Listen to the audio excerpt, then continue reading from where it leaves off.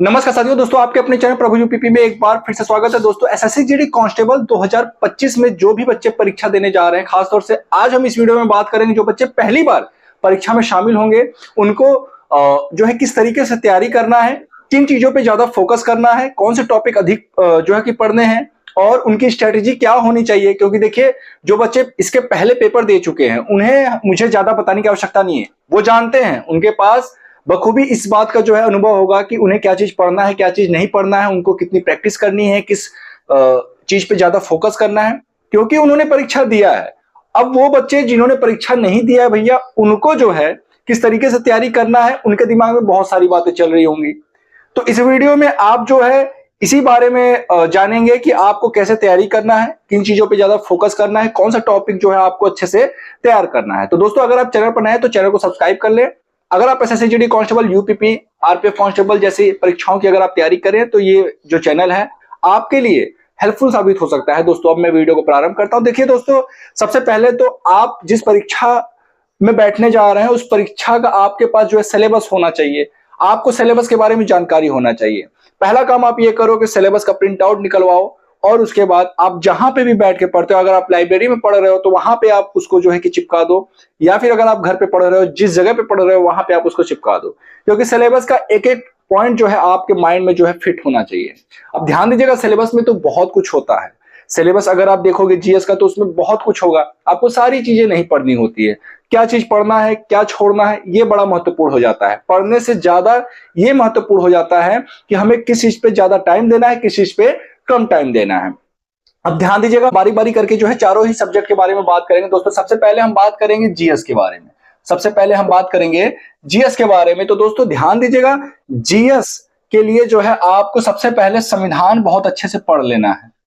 जो बच्चे फ्रेशर हैं भाई, आप पहले संविधान पढ़ो। संविधान से 2 से 3 प्रश्न पूछे जाते हैं। 2 प्रश्न तो अनिवार्य रूप से आएगा ही आएगा, और ये 2 प्रश्न बहुत ज्यादा टफ नहीं होगा। अगर आप वन लाइनर भी संविधान का पढ़ जाते हो ना, लूसेंट उठा के पढ़ जाओ, या फिर कोई ऐसा बुक आप जो है कि पढ़िए जहां पे प्रीवियस ईयर की जो जितने भी विभिन्न विभिन्न एग्जामों में परीक्षाओं में जो है प्रश्न पूछे गए, उन सारे प्रश्न को भी अगर आपने याद कर लिया तो आपका जो है संविधान कवर हो जाएगा। लेकिन मैं आपको सजेस्ट करूंगा कि संविधान को आप टॉपिक वाइज पढ़िए, भाग के हिसाब से पढ़िए, भाग 1, भाग 2, भाग 3, लाइन बाय लाइन चीजों को आप पढ़िए तो ज्यादा अच्छा होगा। क्योंकि भैया देखिए, मेरा कहने का मतलब यह है कि आप किसी एक एग्जाम को टारगेट बना करके चलेंगे, ठीक है, तब भी आपको संविधान पढ़ना ही है।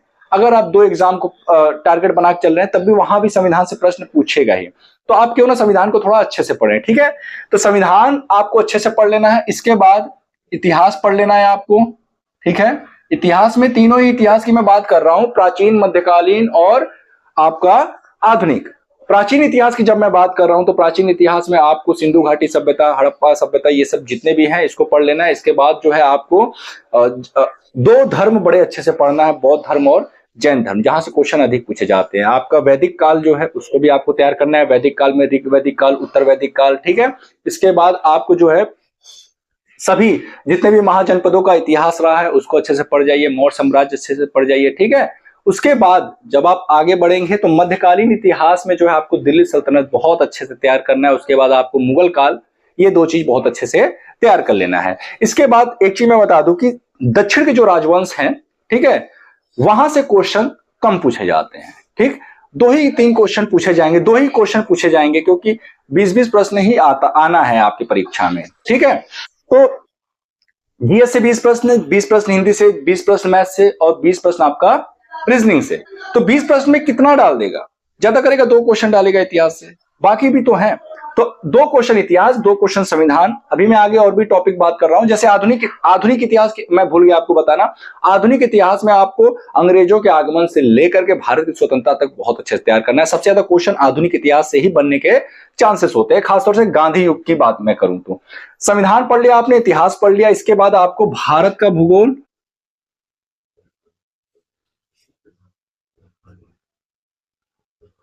ठीक है, और विश्व का भूगोल। ऐसा देखा गया दोस्तों कि एसएससी के एग्जाम्स में जो है विश्व के भूगोल से भी जो है क्वेश्चन पूछ देता है, तो आपको जो है दोनों ही भूगोल अच्छे से पढ़ना है। अभी मैं बताऊंगा कि आपको कवर कहां कहां से करना है। संविधान, इतिहास, भारत का भूगोल, विश्व का भूगोल, ये सारे टॉपिक आप जो है खान सर से पढ़ सकते हैं। अगर आप ज्योग्राफी पढ़ रहे हैं भैया खान सर से ना, मैं यकीनन इस बात को मैं कह सकता हूं कि आपको किताब देखने की आवश्यकता नहीं होगी, आप क्लास में ही चीजों को याद कर जाओगे। तो खान सर से आप जो है ज्योग्राफी अच्छे से पढ़ सकते हैं, ठीक है। संविधान भी जो है कि खान सर का नोट्स आता है बाकायदा, आपको मार्केट में मिल जाएगा, आप उसे लेकर के अच्छे से तैयार कर सकते हैं। हर एक एग्जाम के लिए जो है वो हेल्पफुल होगा, ठीक है। इतिहास भी आप जो है वहीं से तैयार कर सकते हैं। इसके बाद दोस्तों मैं बात करूं, अब बात आती है सामान्य विज्ञान की। अब दोस्तों बात आता है सामान्य विज्ञान का। सामान्य विज्ञान में दोस्तों जिन बच्चों का केमिस्ट्री फिजिक्स अच्छा है कोई बात नहीं, ये तो आपके लिए प्लस पॉइंट हो गया।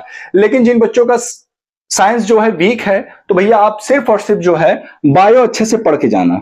आप बायो अच्छे से पढ़ के जाना, आप जो है एक से एक क्वेश्चन तो आपका फंसना ही फंसना है, ठीक है। ये जितने भी मैं आपको ये सब्जेक्ट लिखवा रहा हूं, इनसे क्वेश्चन 101% जो है पूछे जाते हैं। इसके बाद दोस्तों आपको जो है करंट अफेयर देख लेना है। करंट अफेयर्स आपको लास्ट 1 ईयर का देखना है, लास्ट 1 ईयर, ठीक है।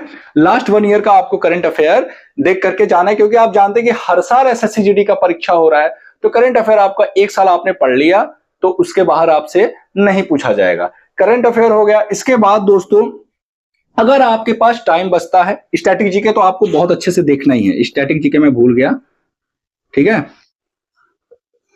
स्टैटिक जीके के बाद जो है अगर आपके पास समय बचता है तब जाकर के आप जो है अर्थशास्त्र यानी इकोनॉमिक्स जो है आप समय दे सकते हैं। अगर टाइम नहीं बच रहा है तो इसे आपको टाइम नहीं देना है। अगर आपने इतना भी पढ़ लिया तो मैं गारंटी के साथ कहता हूं कि आपका 15 क्वेश्चन जो है 20 में से कहीं नहीं गया है। अगर आपने इतना देखिए, 2 क्वेश्चन इससे पूछेगा, 2 क्वेश्चन इससे, 2 क्वेश्चन इससे, और उसके बाद 2 क्वेश्चन यहां से, 2 2 4 2 6 2 8, ठीक है। और लगभग 3 प्रश्न जो है यहां से भी आपके पूछे जाएंगे, 8 3 11, और लगभग 3 से 4 प्रश्न यहां से भी आपके पूछे जाएंगे। लगभग जो 14 से 15 क्वेश्चन जो है आपके यहीं से तैयार हो जाते हैं, ठीक है। इसके बाद दोस्तों अब हम बात करेंगे गणित का। गणित के बारे में आपको ज्यादा नहीं सोचना, जो मैं क्लास करा रहा हूं दोस्तों, ठीक है। जितनी क्लासेस मैं करा रहा हूं, जितनी भी क्लासेस मेरी चल रही हैं गणित की, उनको आप अच्छे से देखिए। अभी मेरा नंबर सिस्टम का क्लास चल रहा है, आप मेरे इसी चैनल के प्लेलिस्ट में जाइए, वहां पे आपको मैथ ब्रैकेट में लिखा होगा बेसिक टू हाई नाम से एक प्लेलिस्ट होगा, उसको आप अच्छे से क्लासेस देखिए। मैं गारंटी के साथ कहता हूं कि आपका जो है मेरे पढ़ाए हुए से बाहर नहीं जाएगा। और मैं कुछ बच्चों को लग रहा होगा कि नंबर सिस्टम में क्यों इतना डिटेल में पढ़ा रहा हूं, देखो भाई ये बेसिक है, बेसिक अच्छे से तैयार नहीं होगा तो उसके बाद जो है आप आगे के क्वेश्चंस नहीं कर पाओगे। खासतौर से मैं उन बच्चों को टारगेट कर रहा हूं जो पहली बार परीक्षा में बैठने जा रहे हैं, या फिर जो बच्चे मैथ में कमजोर हैं, मैं उन बच्चों को ज्यादा फोकस कर रहा हूं, ठीक है। तो आप जो है मेरी क्लासेस अगर देख लेते हो तब भी आपको जो है किसी भी और टीचर की क्लास देखने की आवश्यकता नहीं पड़ेगी, ये मेरी गारंटी है दोस्तों। मैथ की बात रहेगी, अब रीजनिंग की बात कर लेते हैं दोस्तों। रीजनिंग कहां से पढ़े, ठीक है। रीजनिंग के लिए दोस्तों मैं आपसे कहूंगा कि रीजनिंग आप जो है सबसे पहले मैं बुक की बात कर लेता हूं। एस चंद की एक बुक आती है, आप उस बुक को परचेस करें, ठीक।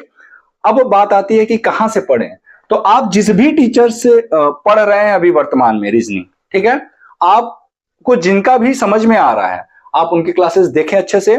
लेकिन हाँ, एक चीज का ध्यान दीजिएगा, जो बेसिक चैप्टर्स हैं जैसे अल्फाबेट पर आधारित जितने भी क्वेश्चंस हैं, उसके बाद आपका ब्लड रिलेशन हो गया, सिटिंग अरेंजमेंट हो गया, न्याय, ये आपका डिसीजन मेकिंग वाले जितने भी क्वेश्चंस हो गए, ये जो बेसिक चैप्टर्स हैं इनको आपको जो है अच्छे से देख लेने हैं। इनसे 101% क्वेश्चन जो है पूछा ही जाएगा।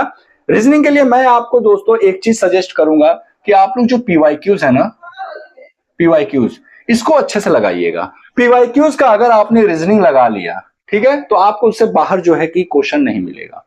पीवाईक्यूज आप अच्छे से लगाइएगा। खैर पीवाईक्यूज में तो आपको सभी सब्जेक्ट के जो है कि प्रैक्टिस हो जाएंगे, लेकिन रीजनिंग के लिए बहुत अच्छा होगा आप पीवाईक्यूज अगर लगाए तो, ठीक है। हिंदी की बात कर लेते हैं दोस्तों।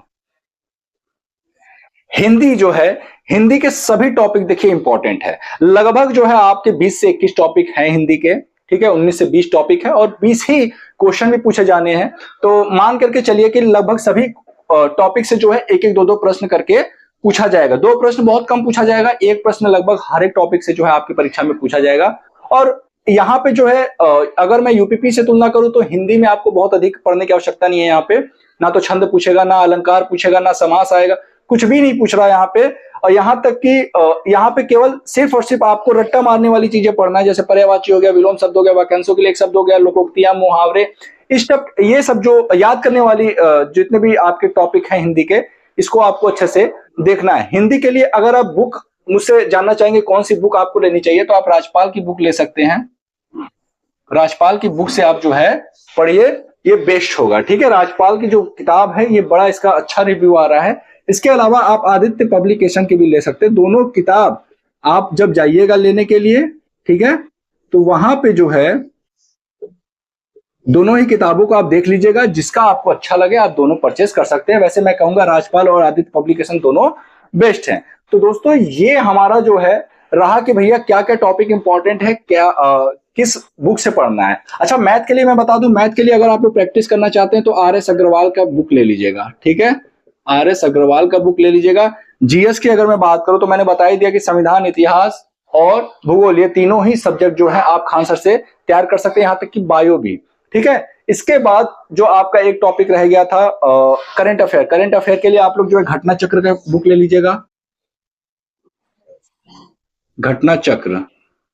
ठीक है, घटना चक्र का बुक ले लीजिएगा। लास्ट 1 ईयर का आप करंट अच्छे से पढ़ जाइएगा। स्टैटिक जीके के लिए आपको लूसेंट लेना है। लूसेंट से बेहतर स्टैटिक जीके आपको कहीं नहीं देखने को मिलेगा। किसी भी किताब, किसी भी यूट्यूब चैनल का जो अपने अपनी जो किताबें लोग छापते हैं उनमें भी आपको ऐसा मटेरियल नहीं देखने को मिलेगा जैसा लूसेंट में होगा। ठीक है, लूसेंट का जो लेटेस्ट होगा बुक वही आप जो है परचेस करिएगा, क्योंकि चीजें जो है बदलती रहती हैं। ठीक है दोस्तों, तो ये आपकी किताबें भी हो गई।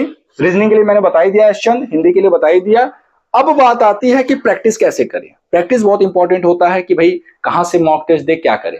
टेक्स्ट बुक पे आप जो है ऑनलाइन प्रैक्टिस कर सकते हैं। टेक्स्ट बुक का जो है अच्छा रिस्पॉन्स आ रहा है। इसके साथ ही साथ आप जो है पीवाईक्यूज पे ज्यादा फोकस करिएगा।